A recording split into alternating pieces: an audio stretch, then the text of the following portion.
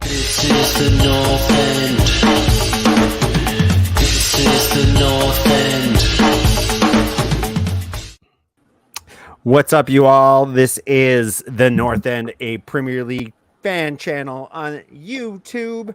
I'm Paul Forrest, and with me this week, usually, JB California, somewhere in the sweltering heat of California, and then somewhere in the sweltering heat of his room in Toronto, as just setting fire with his outfits. You're wearing kind of heat, freaking different jacket, kind of heat, dude. What the hell? How It's a hoodie, but I have the air conditioning on though, so okay. Very nice inside. So is it like 20 degrees Celsius there? I don't know. Every in time condo, you have to talk about the degrees. temperature every single time. It's kind of my persona. Like we gotta hit. Like I kind of want to know. I'm in like 40. I'm dying. You live in California. Stop complaining about it. I don't understand. It's been this way for 2 weeks. Like this is abnormally hot for us. I don't understand. I don't get it. Guys, special shout out to a friend of ours who's in recovery right now, somewhere with a massive hangover, David Convery. When you party hard, my friend. To have this extent of a recovery, we're thinking about you, buddy, but seriously, hair of the dog. Slow it down a little, buddy. For reals. Guys, kind of a messed up week in the Premier League. We're a little late to the show, but obviously we have our thoughts about it. I'm going to take us straight into it. Like, did anybody see this coming? Thomas Tuchel sacked from Chelsea. Was everybody else a little bit like, what? Yeah. We all talked it was going to be Steven Gerrard or it was going to be Frank Lampard. And then Tuchel comes plowing through like a train out of nowhere. And like a slow start to the season, no doubt. Yeah. No doubt. But during sixth, so the situation, let's be like, I'll do a bit of a summary. You guys add in where you think it's necessary or not. Sure. New American owners walk in, seemingly clean house of Chelsea, of everybody who is an informed football decision maker. Yeah. Check. Exactly. And a few other folks kind of bounce out. They stick with Tuchel. Tuchel is backed in the transfer window. Some mixed reports of whether or not he was backed with players he wanted, players he kind of was okay with and greenlit, or players he was just given. I think there's a distinction across those three scenarios, but he was definitely backed with quote unquote improvements to the squad. He doesn't perform. He has acted a little petulant, I think, with some of his post-game interviews. I think he has said some things that American owners maybe feel is like not appropriate, or maybe a concern that he's going to say more increasingly inappropriate things to the press. And ultimately, he is fired. He apparently was blindsided by the news. Various outlets are reporting various things on this. I think some of the stuff I personally kind of think makes sense is that he was seen as not a team player. The American ownership have a model in mind for what working together looks like. He maybe was an island in and of himself. I don't know if Americans like that. I certainly think that's kind of the normal thing for a football manager. You are the man when it comes to that squad. But yeah, I mean, shocking development. And I think detrimental to Chelsea. I mean, JP, you want to go first? Yeah, why not? I mean, I will say it was a little bit of a shocking, but David Ornstein from The Athletic also quoted saying that in the last few weeks, Tuchel had been, like you said, a man on an island. He had reserved himself a little bit more around the hierarchy. He was only talking well with his coaches. There's even kind of general rumor swirling, and we don't usually deal with rumors, but this is also coming from David Ornstein, that there was a breakdown of communication between players and Tuchel, and not just like random guys, but like large groups of the back room of like different sides of the training staff as well as the players. I think a fair amount of conversation has been had about Pulisic is unhappy, Ziyech is unhappy, Lukaku, who was a record signing, was unhappy, and then he's been loaned out. So I think a new owner walks in, and especially an American owner, I'm sure they've spent some time talking to Pulisic, just because he's a bit of a gem, I think, for an American owner to have in the squad. So I think there was probably these fractures in the squad that I don't think were really playing into why they were playing badly, but I think he was struggling with attack, they don't look good for him. That these are things that, like, Ziyech is trying to go to Ajax, Pulisic is just trying to get the hell out of there. This could not have looked good for his.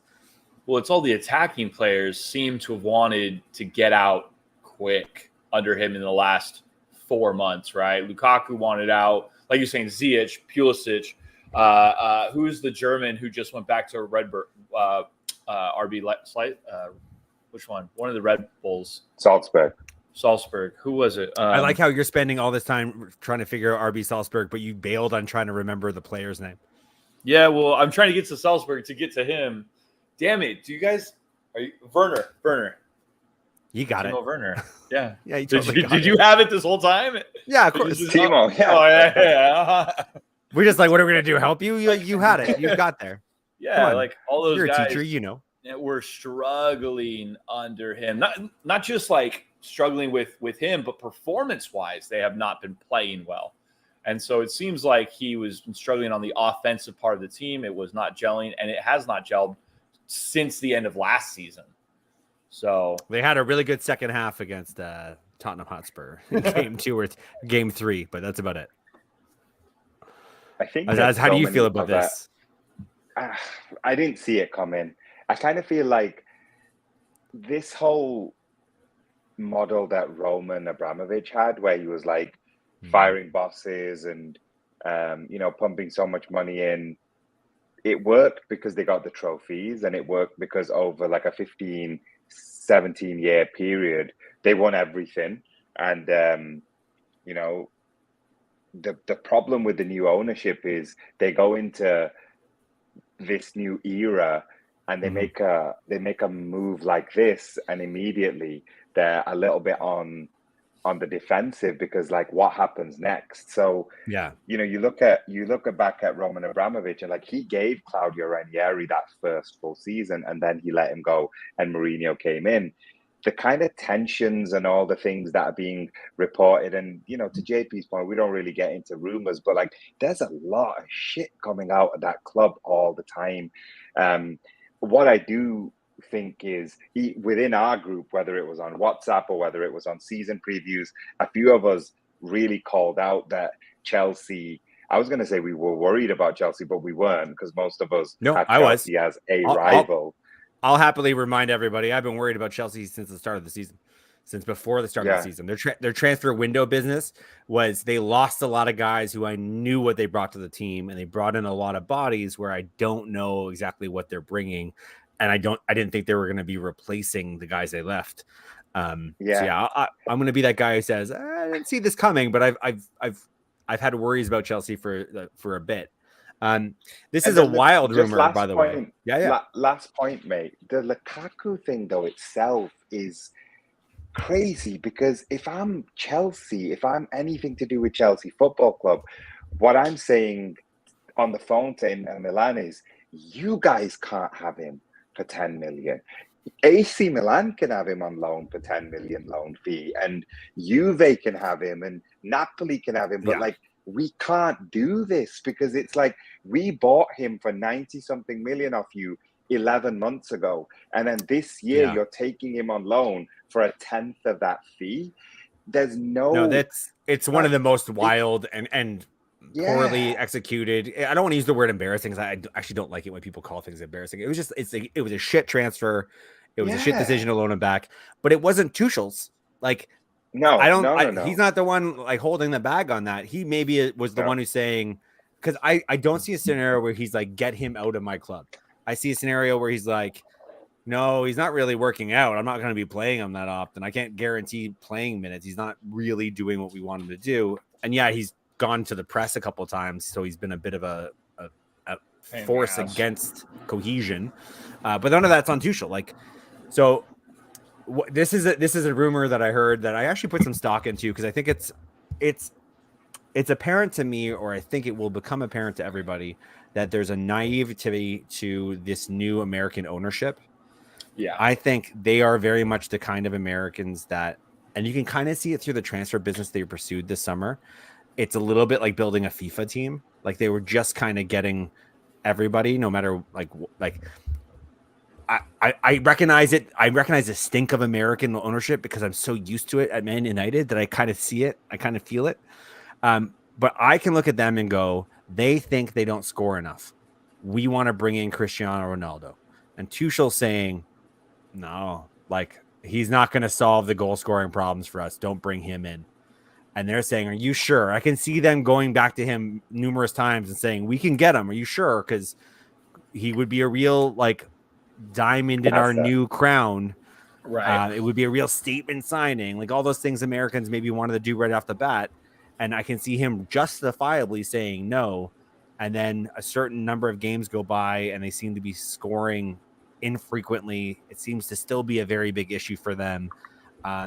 So I personally suspect that maybe the Ronaldo situation and his reluctance to bring him in may be one of the many contributing factors. But I kind of keep going back to this. I just think the American owners are just kind of like, I don't know, man, just naive to think that sacking a really good manager at the start of the season when he just got a whole bunch of new players, some of whom have never played in the Premier League before, and certainly not played together or under his system, where they're not all gelling right away.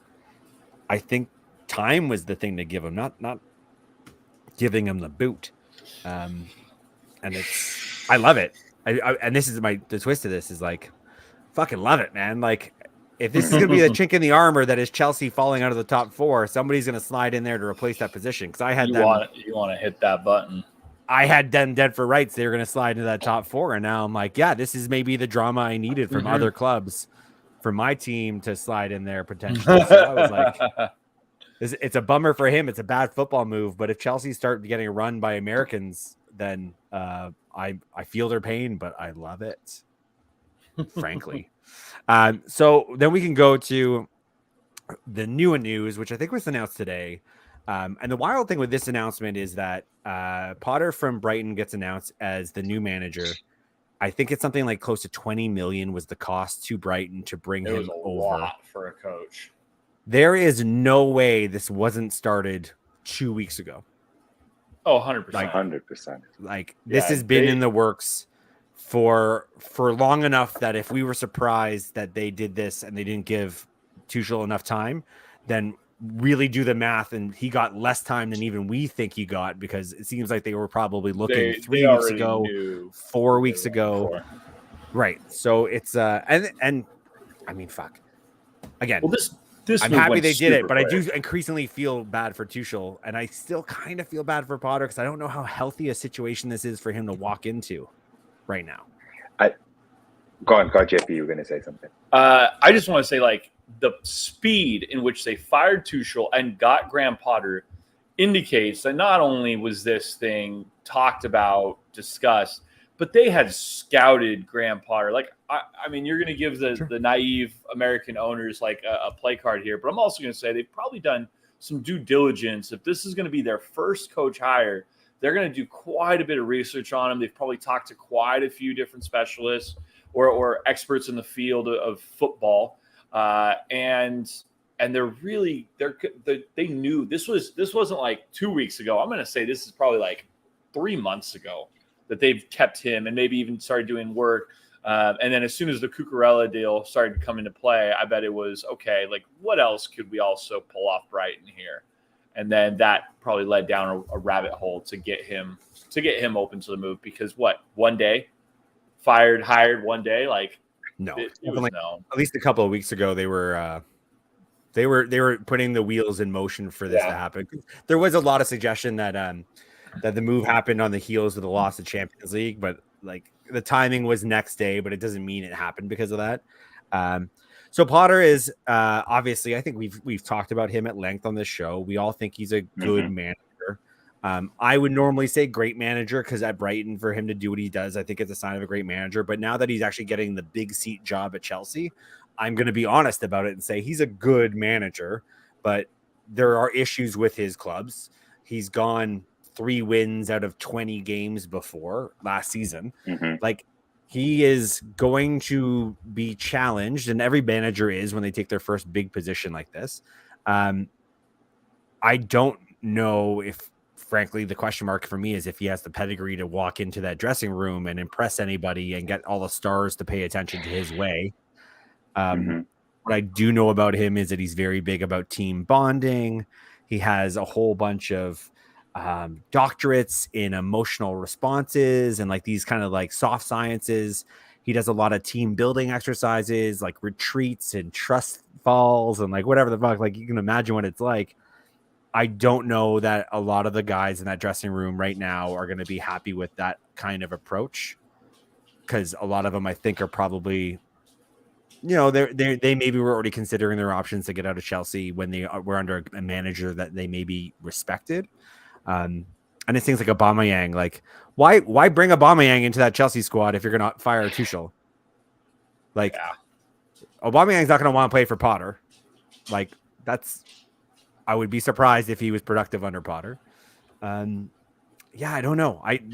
There wasn't a ton of other options, but I do think that this ultimately is a mistake. Like, Tuchel for Potter is in its entirety. Tuchel for Potter, I don't see the club improving. I see the Americans having a more collaborative manager that they can work with, that maybe is going to be less, you know, testy in front of the cameras after games, make less excuses for himself and the performance of the club and defend his job, like the Mourinho press conference effect. But yeah, I don't know. Potter is a good manager, but I am not impressed with Chelsea hiring him.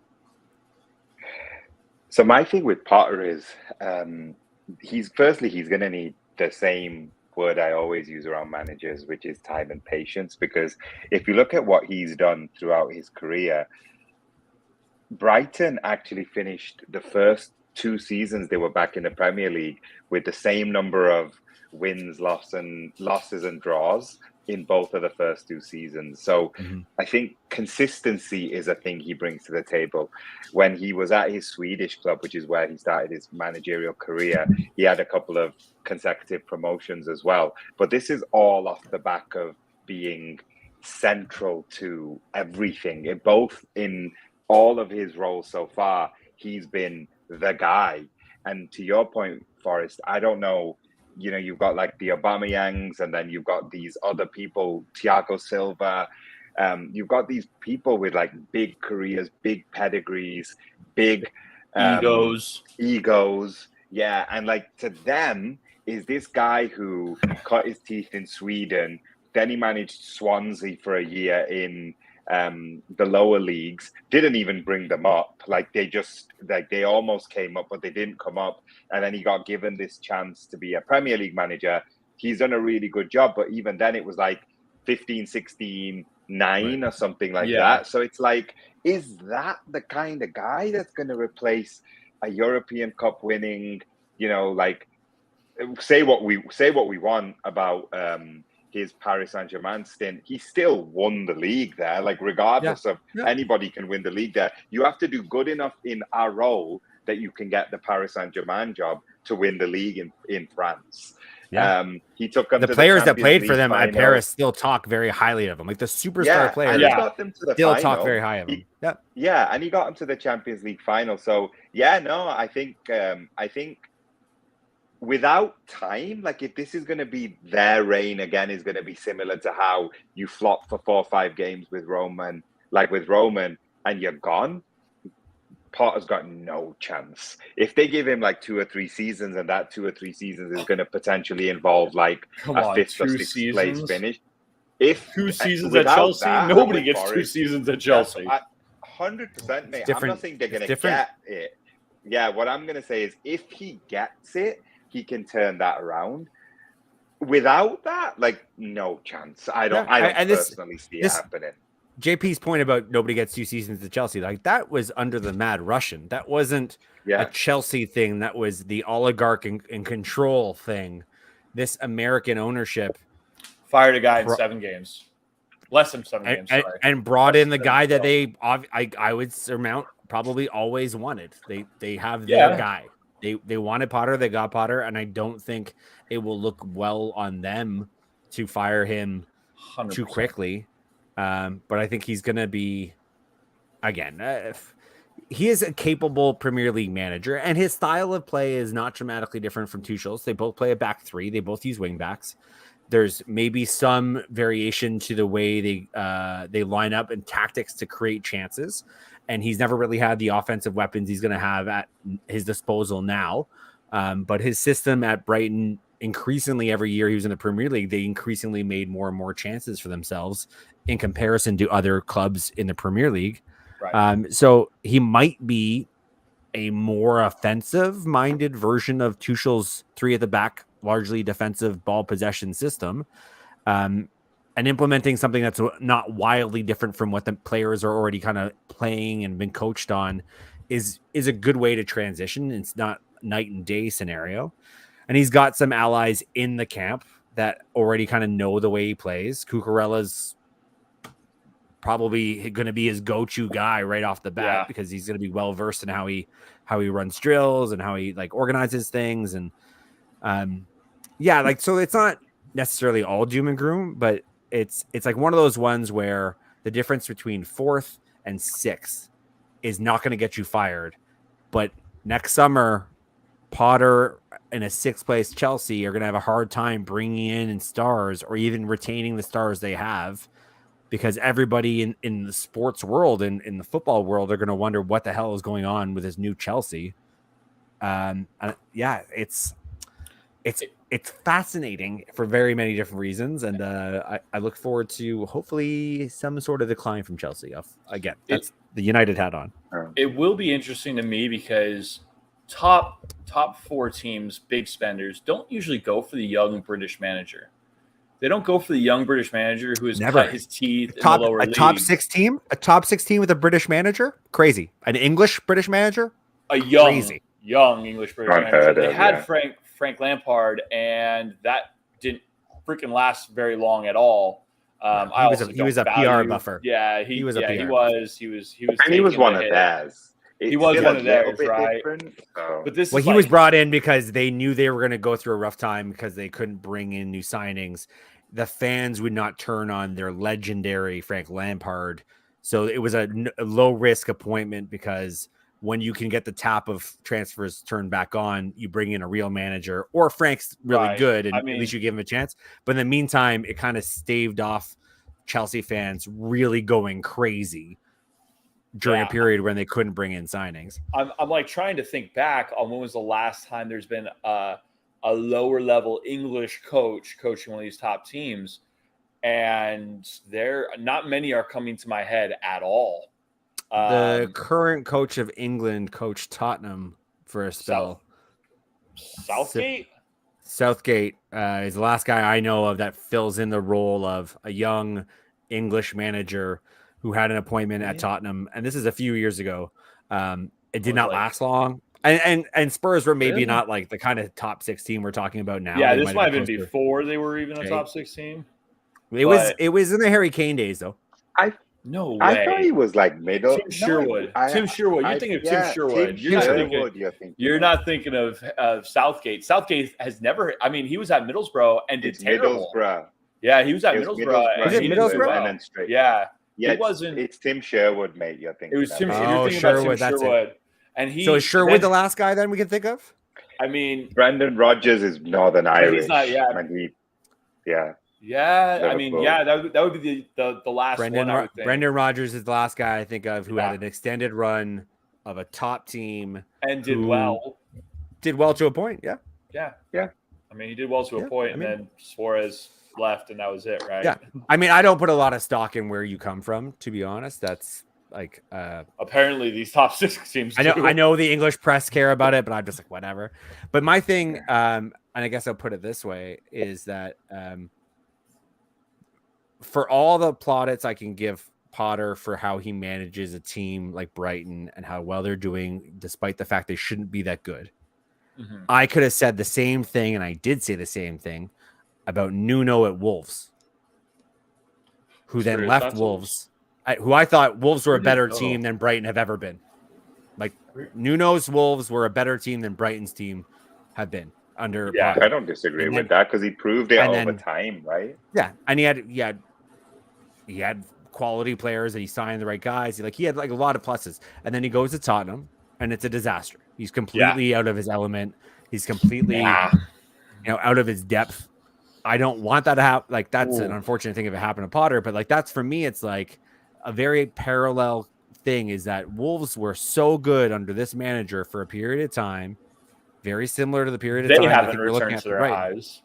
Yeah. And then he couldn't implement the same thing with a more talented team with a working and grinder like and was more Raheem Sterling is kind of in the squad is what Potter's going to have to deal with.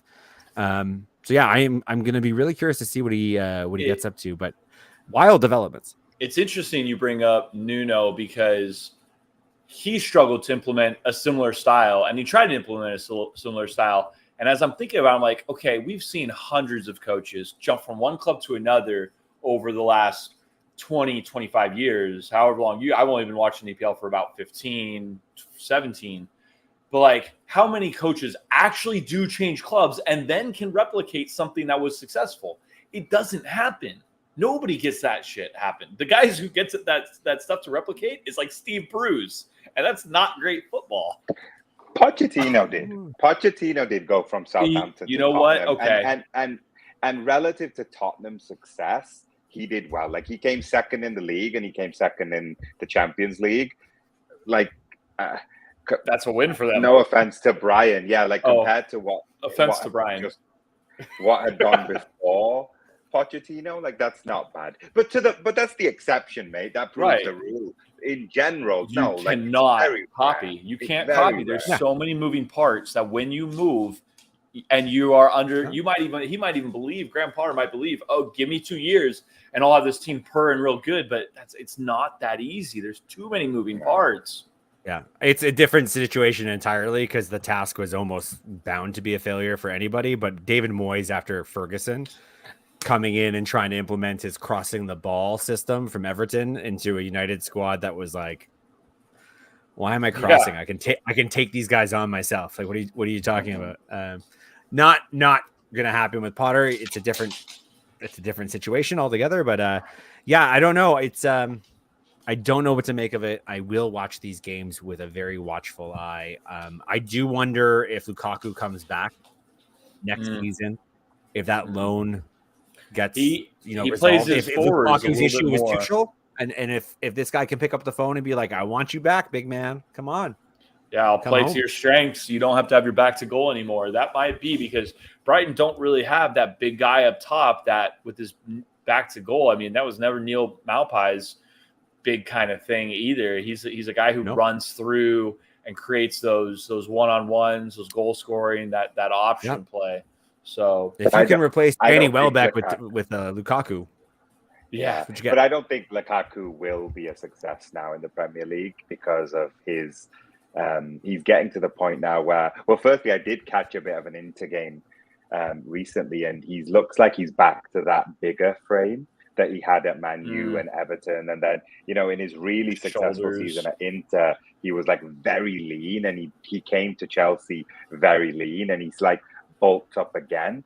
2 years, like last year, I think he was like 27, 28. If he comes back next season, he'll be like 30, 31. Yeah, it'll be I don't know. I don't see it physically. I think physically he can do it, but like pace and stuff, like I don't see it personally. But you know what? I could be wrong. Who knows?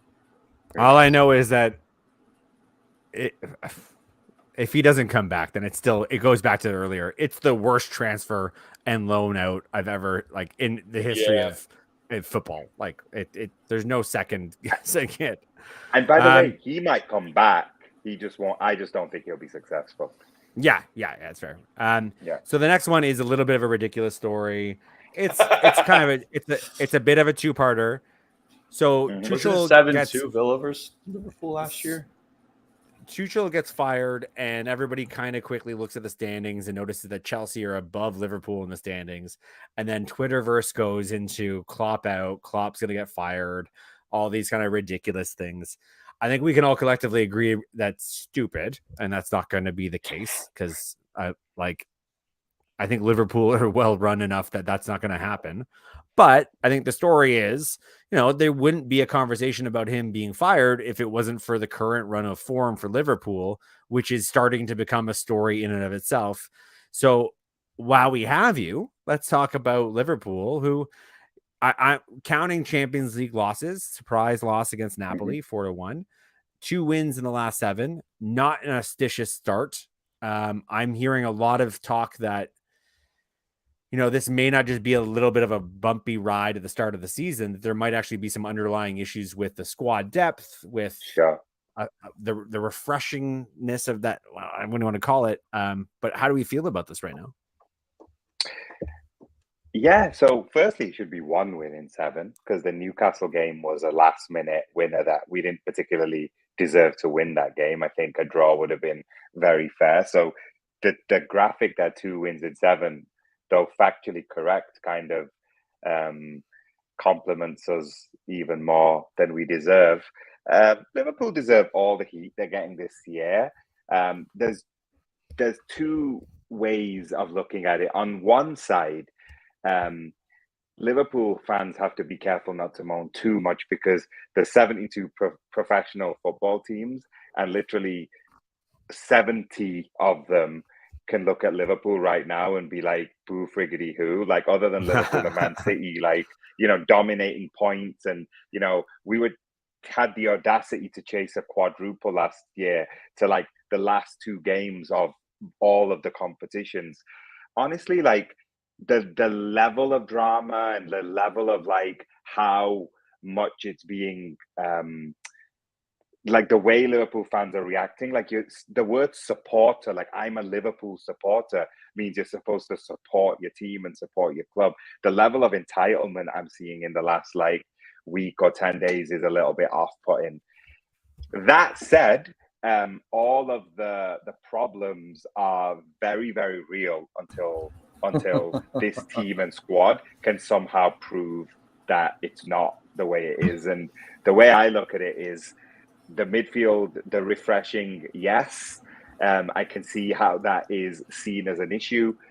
You can never legislate for the kind of injury crisis we had in defense 2 years ago and in midfield this year. So like, how much can you get in front of that anyway? However, the one thing I do not think is acceptable is how many of the big senior players are off form at the same time. And that, to me, is the biggest issue. I think if you have Trent, Virgil, Fabinho, and Salah on form, we can ride this out. And maybe that 2 is like 4 or 5 wins in 7. The fact that we've got like depleted areas of the pitch and then 4 of like, I'd only add Alisson to that. Alisson's playing really well, but like if you've got 5 top players and 4 of them are not playing to the level that they're meant to play, no team can do that. No team can ride that out. So for me, the immediate thing is what the F is going on with these big players. Fix them and sort their head out, because if you've got 6 players of that level playing at their top form, we can fill around them. And by the way, like when I say fill, like I'm talking about like Matip, Robertson, like Jota, Diaz, like all of these other players are fantastic as well. But it's like these 4 players who have played at a world-class level for a lot of the last few years are just not playing at that level, whether that's form, whether that's confidence, whether that's fatigue. It doesn't matter what it is. So for me, like, to wrap it up before I hand it over, I actually think Liverpool have got what they've deserved so far, because to me, it's not like we've tried everything, we've chucked the kitchen sink, and it's just not falling our way. If anything, we've been a bit luckier than our results even show. And then the 9-0 just masked over everything anyway. Like, it was like just one of those things where we've threatened to do that for a couple of seasons, and it just happened that day. So yeah, Liverpool Poor are Bournemouth. in trouble. Yeah. So let's Liverpool go are in down the list trouble. of like actual, like, so some of the talk and what I've seen is kind of like, yeah, whatever. Some of the talk is things like Virgil van Dijk is not invincible anymore, which I personally think is, yeah, he was so flawless. Let's not all make a big deal of the occasional mistake from a guy who plays a position where you're going to be exposed occasionally because you're not fucking Superman. That doesn't mean he's not still fantastic. But nobody's talking about his partner and the fact that he's always been part of a midfield, or sorry, a duo in defense, and that Matip is gone. I don't know if Gomez is really doing that much to like add confidence to Van Dijk. Like, Oh if no, he's not. He's a problem. if he's maybe problem. preoccupied with like worrying about what's around him, and then it's like a domino effect. Because I also think that Trent, I think a lot of players and a lot of teams know how to get in behind Trent more now because he's been in the league. He's a known entity. Like, you kind of know how to best get around or like, set up your team for success against a Trent Alexander-Arnold. He's still fantastic. This isn't me saying that, but I think there's like a lot of combinations that happen, and it's a knock-on effect that kind of hits across a lot of these stars are kind of struggling for various reasons, but I think the defense specifically it's a personnel thing that's starting to like, it's like a cancer. It kind of goes across the entire back four. I don't want to make Joe Gomez the scapegoat, but like, he is a big part of the problem. So Van Dijk's off form, Trent's off form. The guy who plays in the middle of those is really struggling because he's coming back from long layoffs. Matip played in the second half against Napoli, and we didn't look bad at all. We scored, we conceded one goal, yes, early in the second half, but that for once came down the left. Most of our goals recently have come down the right, and it's Trent for sure, because Trent's right back, but in between Virgil and Trent is Gomez, who's trying to fight his way back. And another thing I want to say, fellas, is Gomez has this weird support amongst Liverpool fans where I know like really credible writers and stuff giving him like 8s in matches in recent weeks, where I'm like completely like I want the Men in Black like laser thing to like forget like how I even watched football in the first place, because I'm watching the same match being like, oh man, Joe Gomez is struggling, and then later on I'll go and like read respected writers things, and they're like, he's really like 8 blah blah. I'm like, what match are you watching? Like, every time I've seen Gomez this season, I'm rooting for him, but it's not happening. So I'm intrigued to see that now that Matip's back. He was supposed to be back this week, like able to start. I do think it's going to make a bit of a difference, because having Paul, you'll know this, having a centre back that's like low on confidence and just not able to like play at his best, it's almost like a fulfilling prophecy of like doom, because it's like he's trying so hard, and it's just not happening.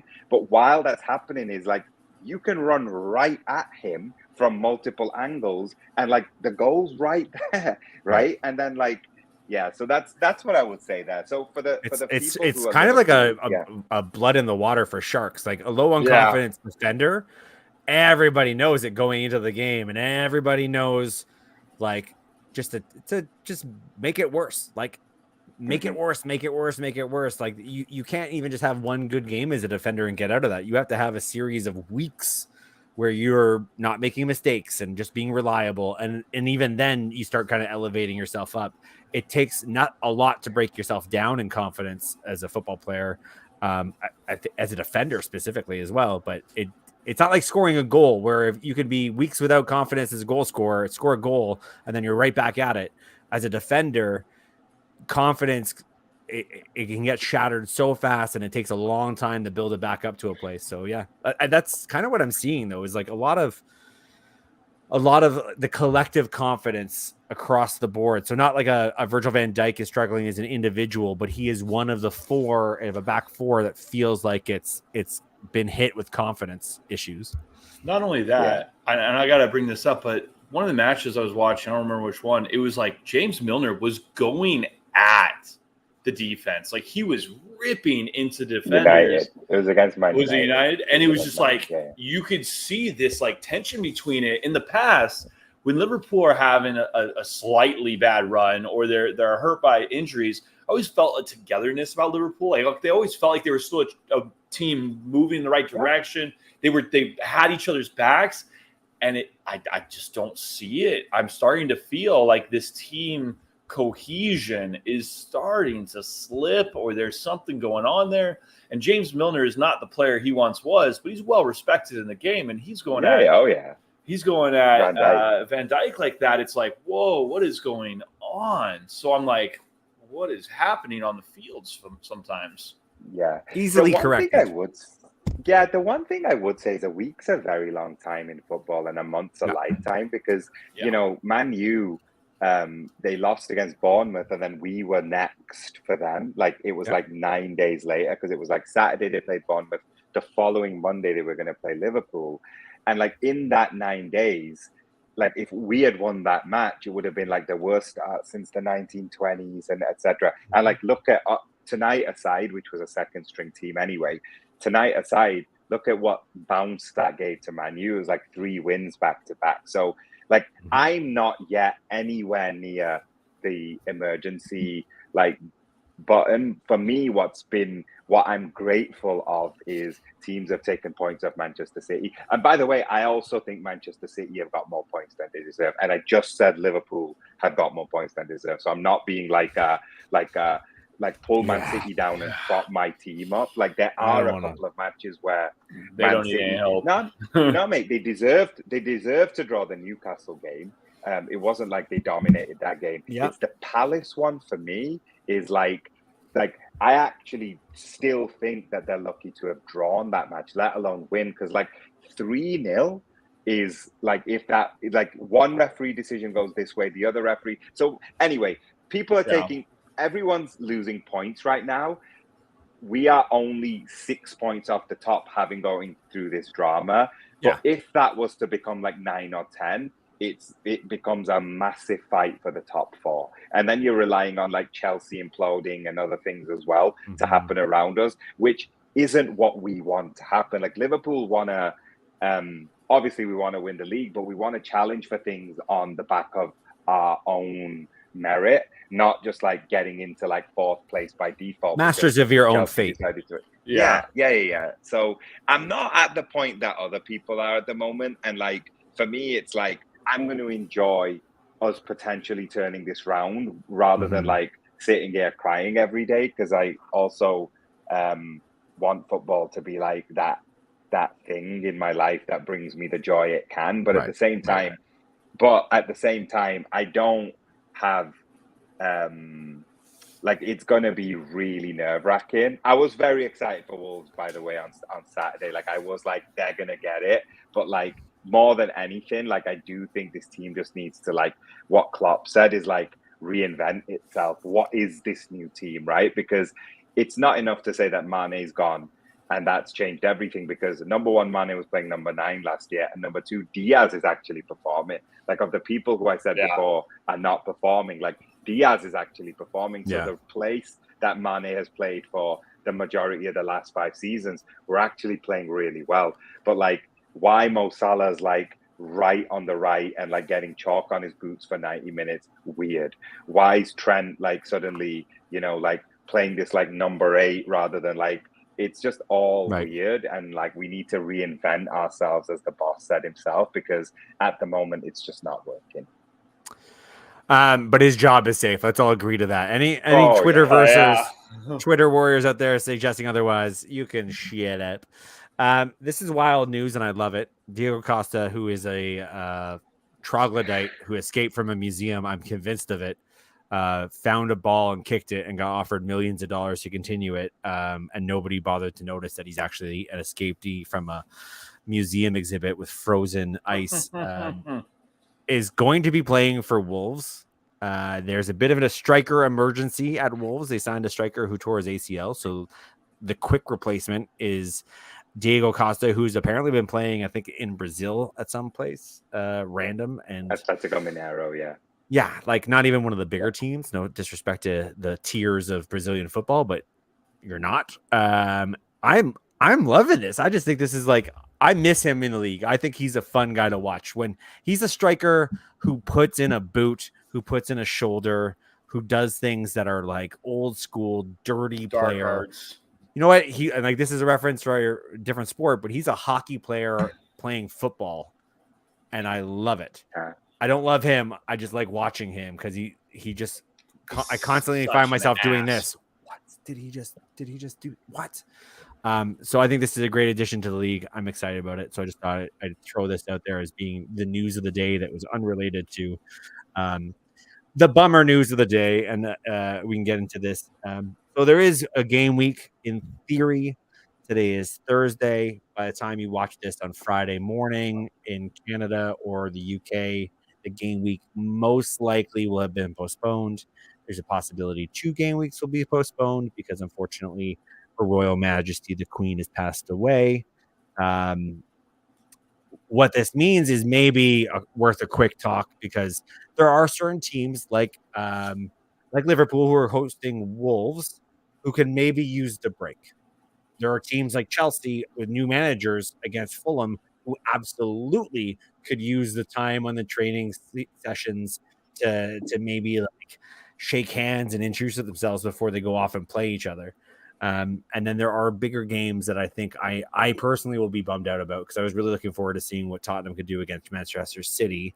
And I thought, that was a game. There's no excuses. They seem like they're both healthy. They're both ready for this game. That was going to be my, I don't know, looking forward to Spurs fans calming down a bit game. So I'm a bit bummed, but it is not official, but it basically is official. I think we can all agree. So are they going to do like COVID where this week is going to be rearranged another week and we're just moving on to the next game week, or are they just pushing everything back? They'll probably have a midweek series of games. Like this game week will be rescheduled some point in a midweek. But it's wild. Like, but it's going to skip this week for now. If they have 2 weeks that they have to reschedule, then there are international breaks coming up. There are long stoppages that have never happened before in the middle of the season for the World Cup. So the fixture pileup could be real significant if they do anything like delay 2 weeks for this. Even 1 week will be, a bit of a pain to schedule because there's still like League Cups to be played midweek. It's not like midweeks are free.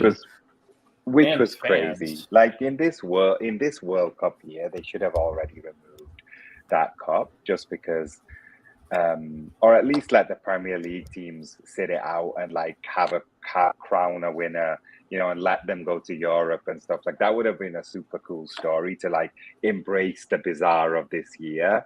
Yeah. Now just having like, the top 6 putting like their kids out and stuff, it almost becomes like disrespectful to the cup, especially if they then go and win anyway, right? Like I remember, like we won the cup we won the Carabao last year. In the first 3 games, we barely played a first teamer, and like really, like we really need to add that to the mix now. But I agree with Boris. Like this is going to mess things up like longer term. The only solution that may end up working out is if teams start to like use Champions League weeks. Because officially you're not supposed to play a Premier League game when a Champions League game's on, but like 16 of the teams can play in a couple of weeks on a random Tuesday, you know. So it's like, that's maybe the way it's gonna shake out. Well, I think I hate to say it because I'm embarrassed to say it. I think it also has to apply to the Europa League teams as well. Oh yeah, like for sure. They can't play Tuesday, play Thursday, play Saturday and Sunday, which is like, I feel like he's saying it. But yeah, that's probably what's gonna have to happen. And then you're gonna have to find a way to like reschedule. Like, some of these games take care of themselves. Like, if we were to do what you suggested, even Man City and Tottenham, like that's our easy rescheduling because they're both Champions League teams. So find a random non-Champions League midweek and schedule that game.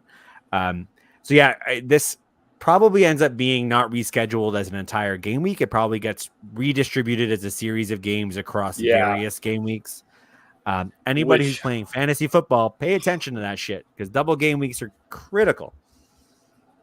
Yeah, sadly, unless you're JP. Well, I'm doing okay, but this rearranging this game week is just going to kill Villa fans because we really needed to play Leicester right now.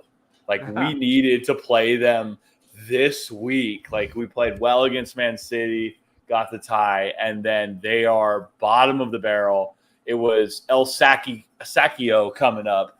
Loser gets sacked. And, of course, the week we really do want to play them because maybe there's a hope of a win for us. It's out the door.